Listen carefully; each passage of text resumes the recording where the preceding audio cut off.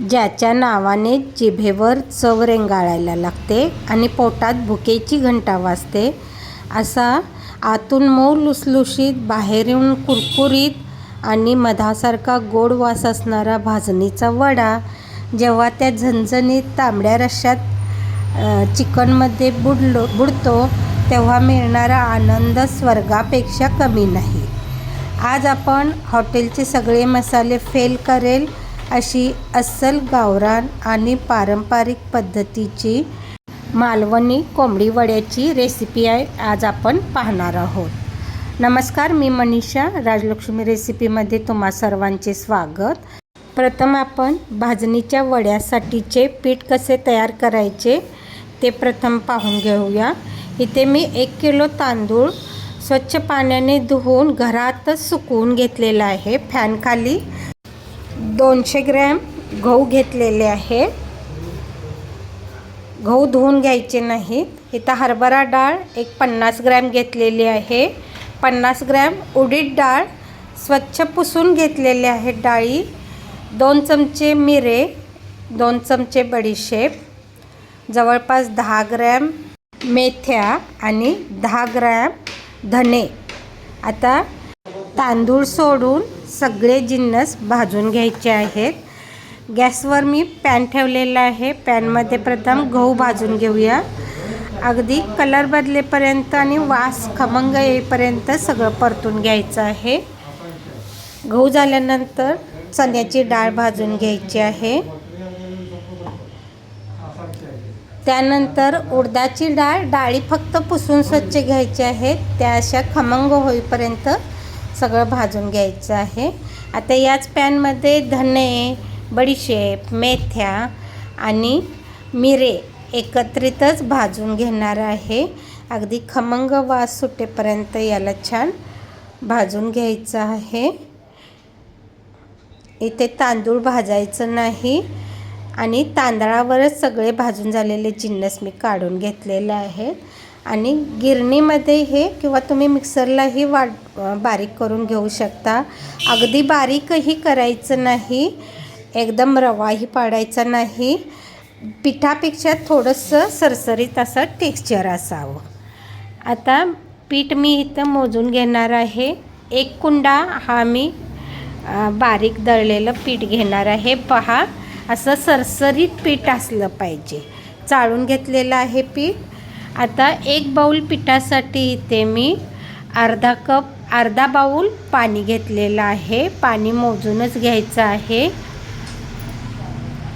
आणि आता या पाण्यामध्ये इथे मी 2 छोटे कांदे मिक्सरला लावून बारीक करून घेतलेले आहेत. तुम्ही कांदा किसून घेतला तरी चालेल. आता बारीक केलेला बघा, पहा, अगदी बारीक केलेला आहे. हा कांदा मी या पाण्यात मिक्स करत आहे. आणि 1 चमचा गूळ पावडर मी यामध्ये घालून घेणार आहे. गुळामुळे वड्यांना गोड चव अजिबात येत नाही, पण छान चव येते. आणि 1 छोटा चमचा मीठ, पिठाला पुरेल इतकं मीठ मी घातलेलं आहे. पाव चमचा हिंग घालून याला छान उकळी, अगदी खळखळून उकळी येईपर्यंत याला गॅसवर ठेवून उकळी काढून घेणार आहे. आता पहा, पाण्याला छान उकळी आलेली आहे आणि त्यामध्ये कांदा छान शिजलेला आहे. गॅस बंद केलेला आहे. पाण्याची थोडी वाफ जाऊन द्यायची आहे. आणि आता या पिठामध्ये हे पाणी मी थोडं थोडं घालून पीठ छान मळून घेणार आहे. पाणी अजून गरम आहे, त्यामुळे उलटण्यानेच पीठ मिक्स करून घ्यायचं आहे. थोडं थोडं पाणी घालत एक घट्टसर असा गोळा मळून घ्यायचा आहे. अगदी पण घट्ट नाही आणि अगदीही पातळ नाही, असं छान पीठ मळून घ्यायचं आहे. पाणी एकदम घालू नका, थोडं थोडंच पाणी घालत राहायचं आहे. आणि छान असं पीठ मळून घ्यायचं आहे. पहा, अगदी घट्टही नाही आणि अगदी पातळ नाही, असं मी पीठ इथं मळून घेतलेलं आहे. आता पिठाच्या मध्ये एक खड्डा करून यामध्ये मी 1 पळी छोटी तेल घातलेलं आहे. आणि कोळसा निखारा चांगला फुलवून घेतलेला आहे, तो मग यामध्ये ठेवून द्यायचा आहे आणि याला झाकून ठेवायचं आहे. 1-2 तासासाठी पीठ छान झाकून ठेवायचं आहे. तोपर्यंत आपण चिकन तयार करून घेऊया.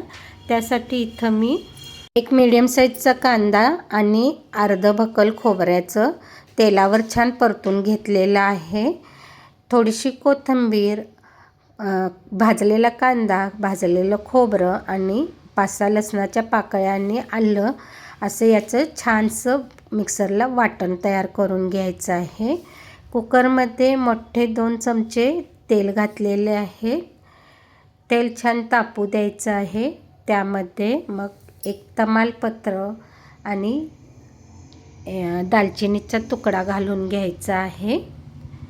एक मीडियम साईजचा कांदा इथं मी बारीक चॉप करून घेतलेला आहे, तो घालून छान गुलाबी रंगावर परतून घ्यायचा आहे.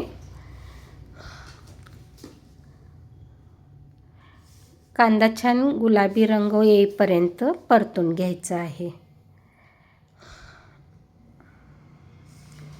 आता कांदा छान भाजून झालेला आहे. यामध्ये आता आपण चिकन घालून घेऊया. इथं मी अर्धा किलो चिकन घेतलेलं आहे आणि याला कुकरमध्ये शिजवून घेणार आहे. सगळं चिकन धुवून छान तेलावर परतून घ्यायचं आहे.